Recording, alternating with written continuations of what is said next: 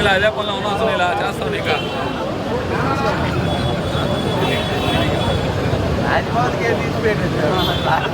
నేను మ్యాచ్ నుంచి అట్టే వస్తాను.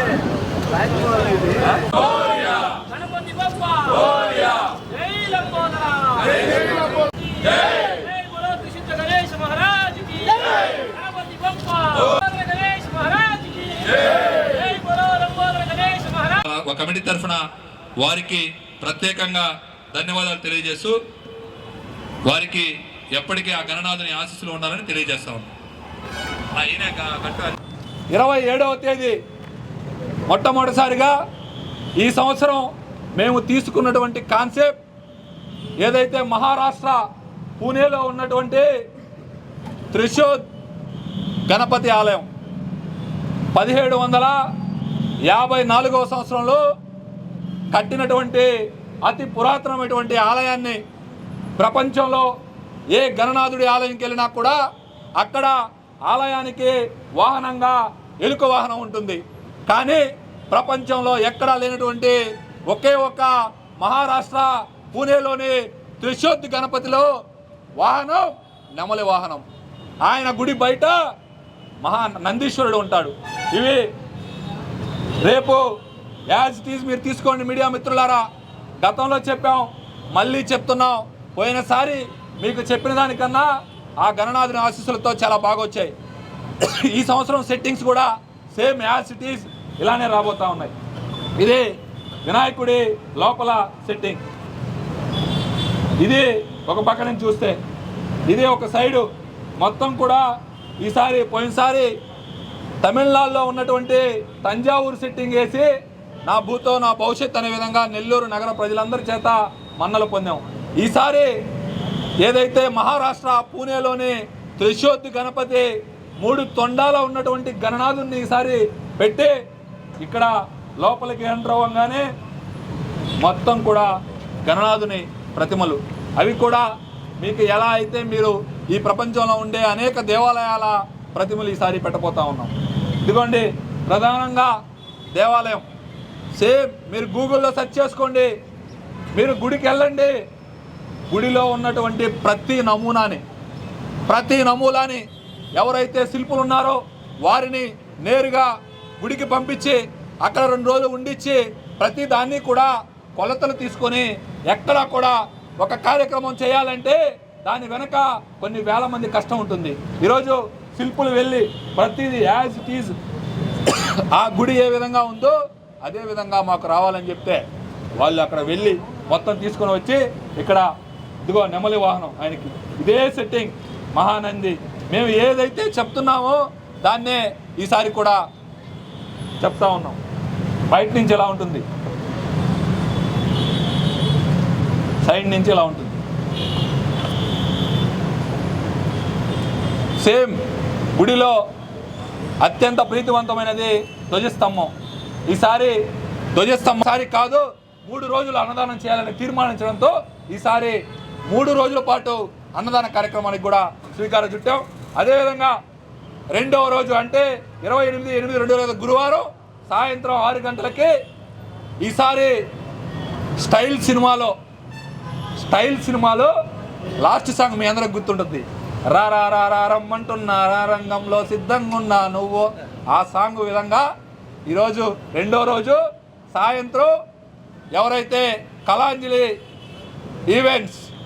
కళాంజలి చక్రవర్తి గారు మరియు మాధవ్ ఈవెంట్స్ వారిద్దరికీ కూడా పోటాపోటీగా 2 ఈవెంట్స్ కూడా ఒకే స్టేజ్ మీద ఎక్కడా జరగల నెల్లూరులో మొట్టమొదటిసారిగా 2 ఈవెంట్స్ని ఒకేసారి ఒకే దగ్గర పోటాపోటీగా ఒకరు పాట పాడతారు, ఒకరు డ్యాన్స్ చేస్తారు. ఈ విధంగా ఎక్కడా కూడా భక్తులకు ఇబ్బంది లేనటువంటి సంగీత నృత్య ప్రదర్శనని ఈసారి మేము సినీ సింగర్స్ను కూడా తీసుకొని వచ్చి 2వ రోజు 7 గంటలకు ప్రారంభిస్తాం.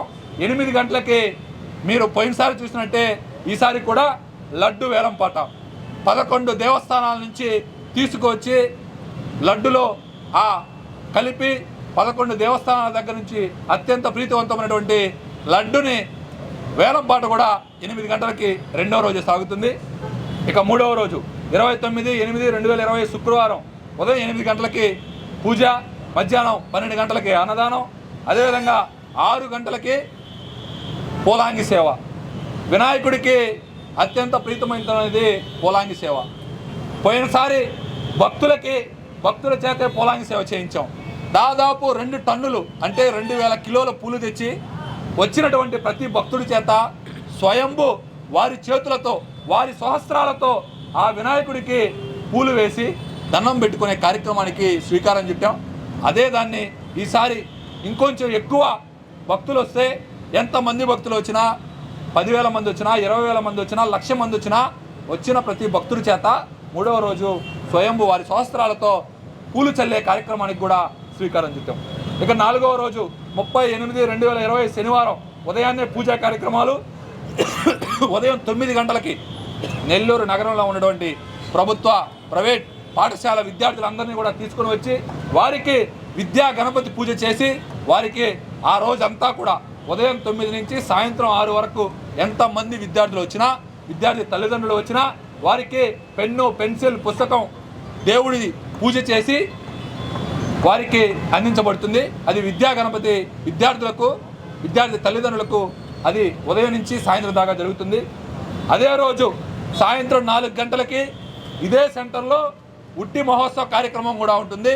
పోయిన సంవత్సరం మీరు చూశారు, నెల్లూరు జిల్లాలోనే కాదు ఆంధ్ర రాష్ట్రంలో ఎక్కడా కూడా గుర్రాల మీద ఊరేగించి ఉట్టిని ఈ మహావీధుల్లో, మాగుంట లేఅవుట్ మహానగర వీధుల్లో గుర్రాల మీద ఉట్టిని ఊరేగించి ఇక్కడ ఉట్టి ఆ ఉట్టే ఎవరు చూడాలి ఇప్పటికి, ఇది ఉట్టా అని చెప్పి ఆశ్చర్యపరిచినటువంటి అందరికి కూడా ఈసారి కూడా పోయినసారి చెప్పినటువంటి ఎక్కడా కూడా తగ్గకుండా ఈసారి కూడా గుర్రాల మీద ఉట్టిని ఊరేగించి 4వ రోజు సాయంత్రం 4 గంటలకి ఉట్టి కార్యక్రమం కూడా ఉంటుందని తెలియజేస్తూ, ఇక చివరి రోజు 5వ రోజు 31/8/2025 ఆదివారం ఉదయం 8 గంటలకు పూజ, 6:30కి విశేష పూజ అలంకరణ చేసి 10 కాదు 20 కాదు 30 కళా బృందాలతో నెల్లూరు నగర పురవీధుల్లో వినాయకుని నిమజ్జన కార్యక్రమం 31వ తేదీ అనగా ఆదివారం రోజు సాయంత్రం 6 గంటలకి స్టార్ట్ అయ్యి పోయిన సంవత్సరం జరిగినటువంటి దానికన్నా ఈసారి ఇంకా మించి నెల్లూరు నగరంలో ఉన్నటువంటి అందరినీ కూడా ఈ ఉత్సవంలో, నగరోత్సవంలో పాల్గొనే విధంగా చేస్తామని, అదే గణేశుడి ప్రసిద్ధి చెందిన పుణ్యక్షేత్రాల్లో మహాపుణ్యక్షేత్రమైన మహారాష్ట్ర పూణేలో ఉన్నటువంటి త్రిశుద్ధ్ గణపతి ఆలయ నమూనాని 2025 సంవత్సరం మేము ఈసారి నమూనాగా తీసుకొని దాదాపు ఈ ఆలయ నమూనాని దాదాపు 8 నెలలు మేము ఆలోచించి ఇది ఎలా చేస్తే బాగుంటుందని మేము గత సంవత్సరం వినాయక చవితి అయిపోయిన తర్వాత కరెక్ట్గా 3 నెలల నుంచే ఆర్టిస్ట్ని పిలుచుకొని నేను మదన్ ఆఫీస్లో కూర్చొని ఈసారి ఈ కాన్సెప్ట్తో పోదాం. ఈ కాన్సెప్ట్ ఎందుకంటే ఈ ప్రపంచంలోనే ఏ గణనాథుడి ఆలయంలో కానీ, స్వయంభూ వెలిసిన ఏ గణనాథుడికి కానీ 3 తొండాలతో ఒక గణనాథుడు 3 తొండాలతో ఉన్నటువంటి విగ్రహం, ఉన్నటువంటి ప్రతిమ, ఉన్నటువంటి ఆ రూపం ఎక్కడా లేదనమాట. 3 తొండాలతో ఉండే త్రిశుద్ధ్ మయూరేశ్వర గణపతిని ఈ ఆంధ్రప్రదేశ్లోనే, ఈ దేశంలోనే మొట్టమొదటిసారి ఒక నమూనాగా తీసుకొని నెల్లూరులో పెట్టడం జరుగుతుంది. సెట్టింగ్ కూడా ప్రతి సెట్టింగు ప్రతిదీ దీనికోసంగా తయారు చేయబడుతుంది. ఎక్కడో గతంలో వాడింది కానీ లేదా దీన్ని మళ్ళీ భవిష్యత్తులో వాడడం కానీ జరగదు. ప్రత్యేకంగా దీనికోసమే తయారు చేయబడి ఇక్కడతోనే ఆ సెట్టింగ్ శిథిలం అయిపోతుంది కూడా. ఎందుకంటే అటు కొన్ని సెట్టింగ్స్ అన్నిటికీ సెట్ కావు. ఆ దేవాలయ సెట్టింగ్కి ఎంత ఖర్చు అవుతుంది అనేది మళ్ళీ నెక్స్ట్ ప్రెస్ మీట్లో వివరిస్తాం. ఆ పూర్తి సెట్టింగు దాదాపు మా ఆర్టిస్ట్తో, సినీ ఆర్టిస్ట్తో కూర్చొని, శిల్పులతో కూర్చొని దీనికోసంగా తయారు చేయబడి ఈ హైట్, ఈ లెంత్ దాదాపు 100 అడుగుల సెట్టింగ్, 100 అడుగులతో ఒక భారీ సెట్టింగ్, సెంట్రలైజ్డ్ ఏసీ. ఈ నెల్లూరు జిల్లాలోనే ఒక ఆలయ ప్రవేశం లాగా జరుగుతుంది మేడం. ఎక్కడ కూడా సెంట్రలైజ్డ్ ఏసీతో ఒక వినాయక చవితి అనేది జరగడం కష్టం. దీనికి పూర్తిగా భారీ వ్యయంతో కూడుకున్న పని ఇదంతా. దీనికి ముందు మీ ఇద్దరే కనిపిస్తున్న మా వెనకుండి పూర్తిగా గత సంవత్సరం కానీ ఈ సంవత్సరం కానీ ఆ టైం ఇవ్వలేము. మీరు ఆ టైం ఇచ్చి పనిచేయండి, మీ వెనకైతే మేము ఉన్నామని మాకు అన్ని విధాల సహాయ సహకారాలు అందిస్తున్న దాతలందరికీ మరొకసారి ధన్యవాదాలు తెలుపుకుంటూ, కోరికల గుంజ అని ఇందాక మదన్ ఎక్స్ప్లెయిన్ చేశాడు. గత సంవత్సరం వినాయక చవితి ప్రారంభించినప్పుడు మా ఇద్దరి పరిస్థితి ఏంది, మేమేంది అనేది మీడియా మిత్రులకు కానీ ఇక్కడున్న మా మిత్రులందరికీ కానీ అందరికీ తెలిసిందే. కరెక్ట్గా సంవత్సరం తిరిగే లోపల మేమేంది రాజకీయంగా కానీ ఆర్థికంగా కానీ వ్యాపార పరంగా కానీ ఏ రకంగా అభివృద్ధి చెందాము అనేది నెల్లూరు వాసులందరికీ తెలిసిందే. దానికి కారణం ఎన్నున్నా కానీ ప్రథమ కారణం మటుకు ఈ లంబోదరుడిగా మేము, మా కుటుంబ సభ్యులం, మాతో పాటు నా కార్యకర్తలు, అనుచరులు అందరం కూడా భావిస్తున్నాం. లంబోదర సెంటర్ని ఏర్పాటు చేసిన తర్వాత, ఆ వినాయక ఉత్సవం జరిగిన తర్వాత కరెక్ట్గా 30 రోజుల్లో కొన్ని భారీ మార్పులు మా జీవితాల్లో, మా ఇద్దరి జీవితాల్లో రాజకీయంగా కానీ ఆర్థికంగా కానీ వ్యాపార పరంగా కానీ సంభవించాయి.